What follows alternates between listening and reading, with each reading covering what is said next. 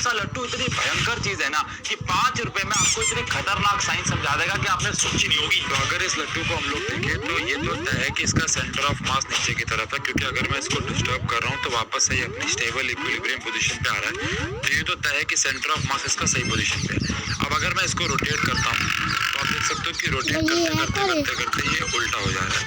मतलब ये कैसे हो सकता है, क्योंकि सेंटर ऑफ मास तो इसका नीचे की तरफ था, लेकिन जितनी बार भी मैं इसको रोटेट करूंगा ये उल्टा हो जाएगा और रुकने के बाद वापस से अपने सेंटर ऑफ मास की पोजीशन पे हो जाएगा। तो इसकी बेसिक एक्सप्लेनेशन ये होती है कि जब मैं इस पे फोर्स अप्लाई कर रहा हूँ रोटेट करने के लिए, तो इस पे सेंट्रीफ्यूगल फोर्स पैदा हो रही है जो कि आउटवर्ड डायरेक्शन में, जो कि इसको टिल्ट कर रही है।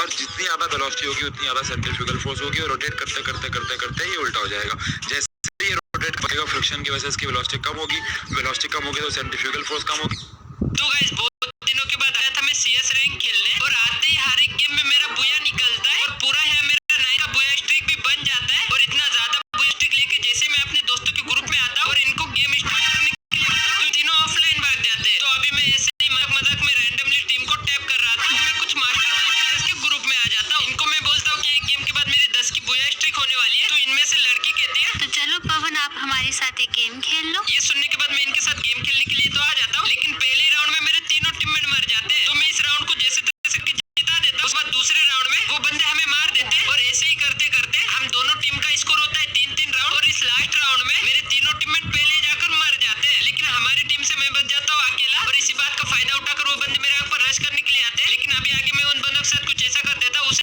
पहले guys thank you so much यार, मेरे जैसे रैंडम प्लेयर्स को इतना ज्यादा सपोर्ट दिखाने के लिए। हाँ तो देखो एक एक करके मैं इन चारों बंदों को खत्म करता हूँ और अब मैं जैसे तो गाइस बहुत दिनों के बाद आ जाए।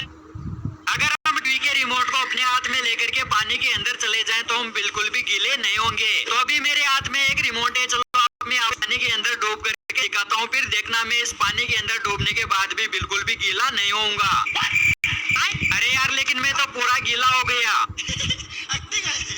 अरे टेंशन मत लो, आज सच में मैं इस रिमोट की मदद से एक ऐसी चीज बना के दिखाऊंगा जिसकी मदद से हमारा कोई सा भी बॉडी पार्ट पानी के अंदर जाने के बाद भी गीला नहीं होगा। इसके लिए घर पर पड़े एक खराब रिमोट को तोड़ करके उसके अंदर के इस रबर वाले बटन को बाहर निकाल लेना है। अब एक लाइटर की मदद से इन बटन्स को जला देंगे और इनको तब तक जलने देना है जब तक ये जल करके पूरी तरह से राख नहीं हो जाते। अब इस राख को हम अपने हाथों पर लगा लेंगे और जैसे इसको हम अपने हाथों पर लगाएंगे वैसे हमारे हाथ वाटरप्रूफ बन जाएंगे। अब मेरा हाथ पानी के अंदर जाने के बाद भी बिल्कुल भी गीला नहीं हो रहा। अब मेरा हाथ पूरी तरह से हाइड्रोफोबिक बन गए हैं। अब मैं हाथ को पानी के अंदर डालूं या फिर पानी को हाथ के ऊपर डालूं, मेरा हाथ बिल्कुल भी गीला नहीं होगा।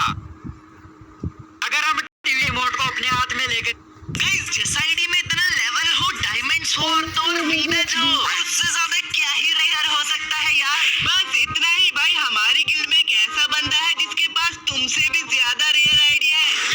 मेरी गिल्ड में मेरे से रेयर आईडी, बुला जरा उसे।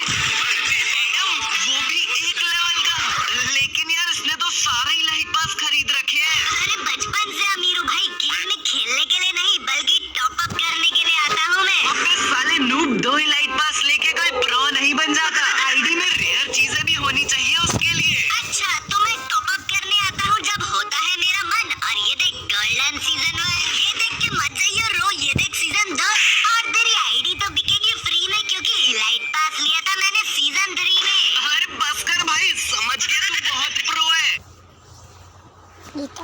हे गाइस, आज मैं अपने वर्स्ट ड्राइंग को ब्यूटीफुल में कन्वर्ट करने जा रहा एंड मुझे पता भी नहीं ये ड्राइंग मैंने तो यार कल मैंने मेले से चमकने वाली गेंद खरीदी और जब मैं उनको घर लेके आया तो उनमें काले कलर की बॉल भी थी। जब मैंने उसको निकाल कर देखा तो ये छोटी सी मटकी की तरह लग रहा था और जब नीचे पड़ी बॉल को देखा तो उसमें मुझे ये रिबन मिली। मैं उनको लेकर खेत में चला गया। मैंने उस रिबन का एक छोटा सा टुकड़ा काटा और उस छोटी सी मटकी के ऊपर लगा दिया। इसके बाद गैस टॉर्च की मदद से उसको जलाकर दूर चला गया। वो जलते हुए जैसे ही करीब आया तो वो छोटी सी मटकी बड़े तेज धमाके के साथ बिखर गई। अब आप कमेंट करके बताओ कि वो रिबन और छोटी मटकी क्या चीज थी। तो यार कल मैंने बर्थडे का केक साथ देना जिसमें